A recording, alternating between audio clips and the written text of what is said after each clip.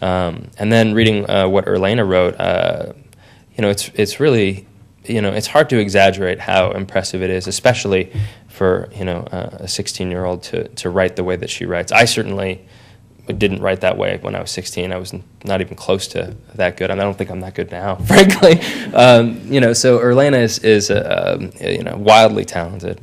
There's no doubt about that. And getting to work with her and getting to know Earlaina a little bit. She's soft-spoken, but she's very, very bright and very funny.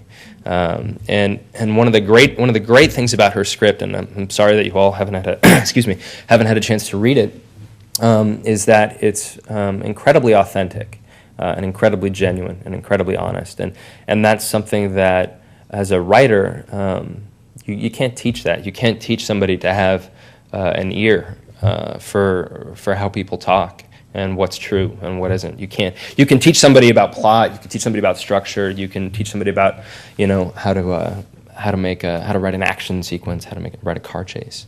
But you can't teach somebody about heart and truth, and she knows that really well.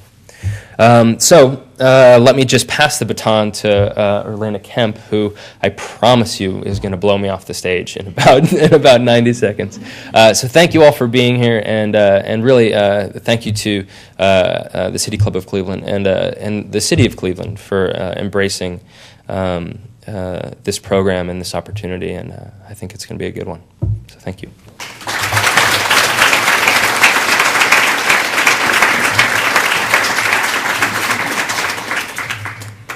Thank you.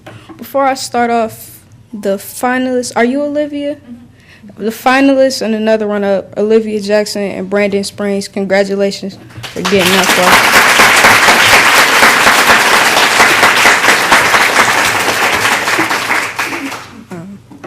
I was a little curious about what I was actually going to discuss here today. I put a lot of pressure on myself because in my eyes, this is a historical platform in this city for thought-provoking topics to be brought to the public's attention. So this is an honor standing here. Like I already said, I was very nervous, but I got some counsel from someone for some scary reason, knows exactly what I want to say. And I'm looking for her, and I don't see her. There she goes back there. That's Miss Nyla. Everything started to fall into the right place. As I look back on everything that has happened to me this year, there are two things that I believe that has helped me keep my sanity. First, my faith. Second, encouragement. My family is my rock, both immediate and extended. They're always there for me, in presence and in spirit. I know the ones who are rooting for me, and I also know the ones who are not. Little do they know, they encourage me even more. It's the same way outside of my family. But luckily, I have more people who want to see me be successful than to fail. By being involved in this whole process, I've acquired a whole brand new family, the whole Scenarios USA staff. I've also developed more personal bonds with the teachers in my school. They've come to understand me as Earlaina, the person, and not just that quiet girl in my third period class. I've also gained in Mr. Thurber, the funny big brother that I never had. What do all of these people have in common? They encourage me. They probably don't know this, but the simplest things that they say inspire me to better myself. When someone says, "I know you can do it," is a major pickup for me. I constantly have people encouraging me, and I get something different from every person. So imagine what encouragement can do for a child who doesn't have anyone rooting for them on a daily basis. I came to the conclusion that you all, as adults and opinion leaders in this city, should be the ones encouraging us. And we, as the youth, should be receptive of that encouragement. While learning more about masculinity, I thought about the term pride clouding judgment. We should learn how to be the bigger person and understand that you're encouraging us and you're trying to help us be better. And you all should not be hesitant to help us because of preconceived notions about kids my age. You hear stories about my age group in the city, from the Success Tech tragedy to the OGT test scores. You may think at times, oh no, they don't have a chance. Before you say that, let's think about a critical point in Cleveland's history where we all encourage people. The Cleveland Cavaliers 2006-2007 season. I remember these commercials that played during the games. They showed the team and Coach Mike Brown on an elevator, and the highest button was the championship trophy. I even had preconceived notions about the team. I thought about the previous seasons and the past stats. I said, oh no, they don't have a chance. We were all excited as a city. They even had shirts that said, beat Detroit. But now it's time to bring us up as individuals, the youth of Cleveland. You could all wear t-shirts that says, beat the odds. Imagine we are all playing in the championship game, and it's the last quarter, and we're only 2 points away from winning the game. Make some noise.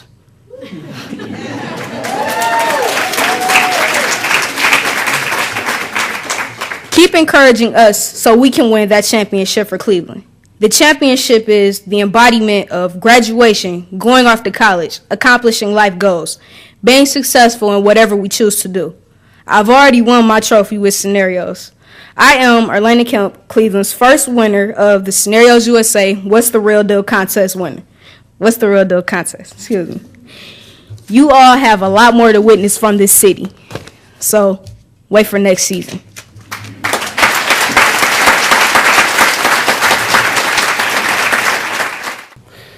And now we would like to return to our speakers for our traditional City Club question and answer period. We welcome questions from everyone. Holding the microphones today are Director of Development, Jessica Allen, and Director of Community Relations, Missy Toms. And I'll ask both of you to come up to the podium here and each take a corner, and please ask any question you'd like.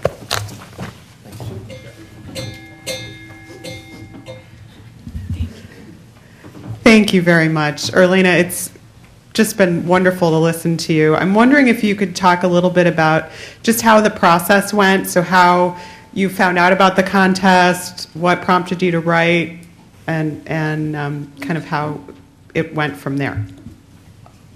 Thank you. The whole process was actually an assignment from my English teacher, and he brought the Scenarios USA program to us, like he discussed what it did, and we saw a few films on it.